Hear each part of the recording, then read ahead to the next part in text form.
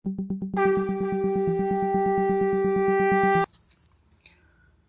पुरुषोत्तम। आलोचना प्रसंग भाग 3 से 12 जनवरी सन 1942 की श्री ठाकुर जी से वार्तालाप। श्री ठाकुर प्रातः की क्रिया आदि समाप्त कर निवृत्त निवास में बिछावन पर बैठे हैं। उसी समय केष्टोदा भी वहां आ पहुंचे। केष्टोदा श्री ठाकुर को प्रणाम कर आसनी के बिना जो ही बैठने जा रहे थे कि श्री ठाकुर ने अस्त व्यस्त हो कहा, इतनी ठंडक में खाली जगह पर मत बैठें, एक आसन लेकर बैठें। आप आए हैं, अच्छा ही किया है। आपसे जो कहना चाहता हूँ वह लोगों की भीड़ में नहीं कह पाता हूँ। जिस समय जो कहना चाहिए वह नहीं कह पाने पर काम में बहुत क्षति पहुँचती है। इसके अलावे भी जो काम करना चाहिए वह नहीं करने पर मन में एक तरह की बेचैनी लगी रहती है। बहुधा बाद में और भी भूल हो जाती है। इसीलिए मैंने जाल का घर बनवाया था। सोचा था कि हर दिन उस समय वहाँ बैठकर आप लोगों से आवश्यक बातें करूँगा, किंतु यह जगह भी आम जगह जैसी बन गई। न जाने ऐसा सिलसिला क्यों बन गया है कि हम लोग श्रृंखला को किसी भी तरह नहीं मान सकते हैं। केष्टोदा बोले, श्रृंखला को तोड़ने की बुद्धि हम लोगों में क्यों है? श्री ठाकुर जी बोले, देखिए, यदि प्रेम रहता है तो सर्वदा ऐसी बुद्धि रहती है कि प्रिय को कैसे सुख सुविधा स्वाच्छंद्य से रख सकें। प्रिय का संग नहीं पाने पर भले ही उसका हृदय टूटे, किंतु उसमें भी यदि प्रिय की सुविधा होती है तो वह मन की व्यथा मन ही मन रखकर प्रसन्न चित्त से दूर ही रहता है। दूर से उसकी सुख शांति के लिए जो उनसे बन पाता है वह संतुष्ट चित्त से करता जाता है। किसी तरह का न अनुयोग करता है और न अभियोग ही। सीता को जब रामचंद्र जी ने निर्वासित किया उस समय अनेकों सीता के प्रति सहानुभूति परवश होकर रामचंद्र के कार्य की अयौक्तिकता के संबंध में उनसे कहने आते थे, किंतु उन लोगों की बातें सुनते ही सीता क्रुद्ध होकर कह देती थीं, आर्यपुत्र ने ठीक ही किया है। वे प्रजानुरंजक राजा हैं, उनका समर्थन है प्रजाओं को संतुष्ट करना। प्रजा में असंतोष या विक्षोभ दिखाई पड़ने पर राजा को ही कर्तव्यच्युति होती है। इसलिए उन्होंने मुझे वनवास देकर ऐसे असंतोष और विक्षोभ के कारण को दूर किया है। उन्होंने ठीक ही किया है। सधर्मिणी होने के नाते मेरे लिए उचित है कि मैं उनके कर्तव्य पालन में सहायता करूं।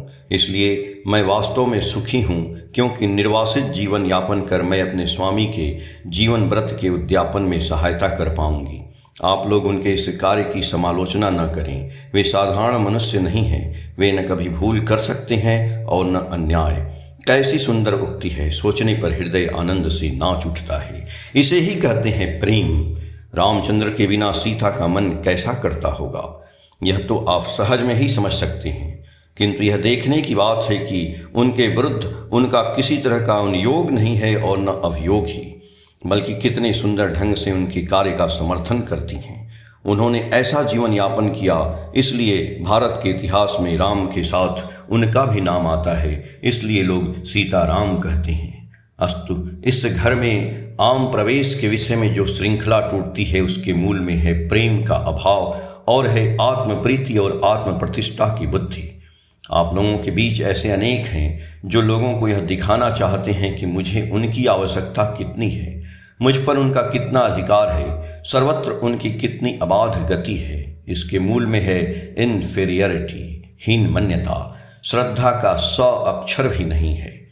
श्रद्धा मनुष्य को अपने आचरण की सीमा रेखा और अधिकार के संबंध में सचेत कर देती है और वह व्यक्ति उसका लंघन नहीं कर पाता है। यही है वास्तविक में आत्ममर्यादाशील व्यक्ति का लक्षण। इस सीमा रेखा के विषय में जिस व्यक्ति का बोध नहीं फूटता है उसकी रुचि शिक्षिता और परिमार्जित नहीं कही जा सकती है। वे व्यर्थ में दावा करते हैं, ज्यादती करते हैं, उत्पात करते हैं, अनाधिकार चर्चा करते हैं, दूसरे के वैशिष्ट्य और स्वातंत्र को क्षुण्य करते हैं और ऐसा करते हुए मनुष्य के कोप भाजन बन जाते हैं। इसलिए सारी आर्य शिक्षा पद्धति एवं साधन पद्धति में अधिकारी भेद पर उनका जोर दिया जाता था। आप लोगों का यह जो तथाकथित गणतंत्र है, किंतु वह अवैज्ञानिक है। केष्टोदा बोले, आप वर्तमान गणतंत्र को अवैज्ञानिक कहते हैं, किंतु दुनिया में जितने बड़े बड़े नेता हैं वे सभी तो गणतंत्र के समर्थक हैं। जैसा रंग ढंग देखा जा रहा है उससे तो यही पता चलता है कि सारी दुनिया में गणतंत्र फैल जाएगा। श्री ठाकुर जी बोले, यदि वैशिष्ट पर आधारित गणतंत्र हो तो कोई दिक्कत नहीं। क्या आपके देश में गणतंत्र की कमी थी? रामायण की कथा तो सुनी है ना। एक ब्राह्मण के लड़के की अकाल मृत्यु हुई थी, इसलिए ब्राह्मण ने रामचंद्र जी से कैफियत पूछा, आपके राज्य में अकाल मृत्यु क्यों हुई? आज के युग में गणतांत्रिक राष्ट्र में क्या आप लोग इतने बड़े व्यक्तिगत अधिकार की कल्पना भी कर सकते हैं? उस जमाने में अगण्य नगण्य व्यक्ति को भी ऐसा अधिकार था। देश की जनता के साथ नेताओं का व्यक्तिगत संपर्क कहाँ है? जो गणतंत्र के नायक हैं, यद्यपि वे यह कहा करते हैं कि हर मनुष्य समान है, फिर भी वे भीतर भीतर यह समझते हैं कि वे असामान्य एवं असाधारण हैं। वस्तुतः अगण्य नगण्य दुखी जन साधारण के साथ उनका व्यक्तिगत संपर्क ही कितना रहता है।